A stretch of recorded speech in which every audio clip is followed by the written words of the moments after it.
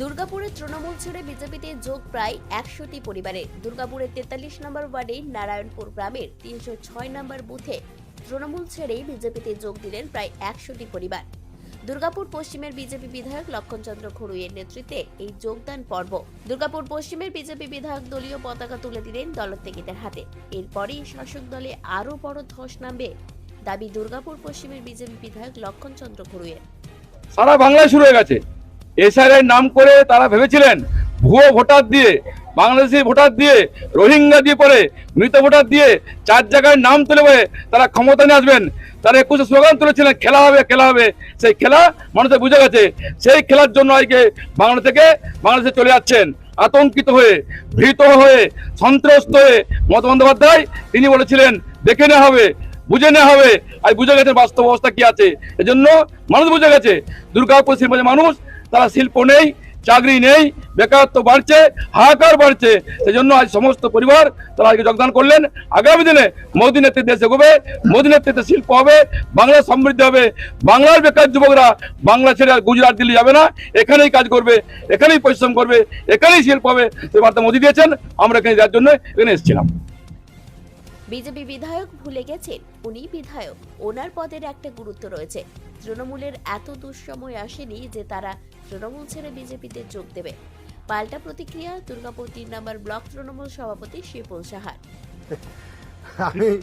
আমি কথাই বলবো কি, উনার যে মাঝে মাঝে কার্যকলাপ, উনি একজন, আমার মনে হচ্ছে ওনার প্রথমে মনে করা উচিত যে উনি বিধায়ক কী করে হয়েছিলেন। আমার তো এটা আমি ভাবতে মাঝে মাঝে ওনাকে নিয়ে ভাবি যে উনি বিধায়ক হলেন কি করে। একজন বিধায়ক কিছুদিন আগে কয়েকজন নাবালককে নিয়ে বললেন এরা তৃণমূল থেকে বিজেপিতে জয়েন করে গেছে। আজকে আবার বলছে যে তৃণমূলের এমনই অবস্থা, এমনই দুর্দিন, তৃণমূলের থেকে গিয়ে বিজেপিতে নাম লেখাচ্ছে। আমি বলছি লক্ষণ ঘড়ুইকে, ওনাকে বলবো যে আপনি একজন বিধায়ক, আপনার কথাবার্তা এবং আপনার কার্যকলাপ একজন বিধায়কের মতো হওয়া উচিত। এখন আপনাদের যা পরিস্থিতি, আপনাদের তো এমনি এসআইআর নিয়ে মাটির তলের থেকে, পায়ের নিচের থেকে মাটি মমতা বন্দ্যোপাধ্যায় একদম সরিয়ে দিয়েছে। অভিষেক বন্দ্যোপাধ্যায় আপনাদের গর্তে ঢুকিয়ে দিয়েছে। আপনারা আগে নিজেরা সামলান। এসআইআর নিয়ে যে চালু করেছিলেন, এসআইআর নিয়ে মানুষ আপনাদের বিপক্ষে চলে গেছে। এবং আপনারা জেনে রাখেন, গতকালই বর্ধমান জেলায় মাননীয় অরূপ বিশ্বাস বলেছেন যে আপনারা 50-এর নিচে নেমে যাবেন।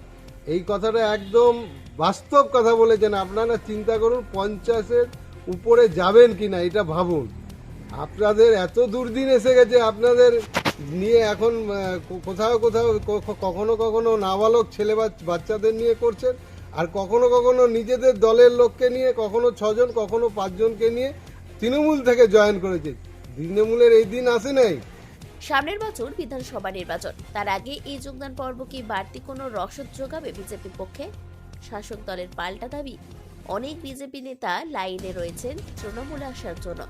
সব মিলিয়ে বিধানসভা নির্বাচনের আগে ভোট যুদ্ধের দামামা বেজে উঠেছে শিল্প শহর দুর্গাপুরে।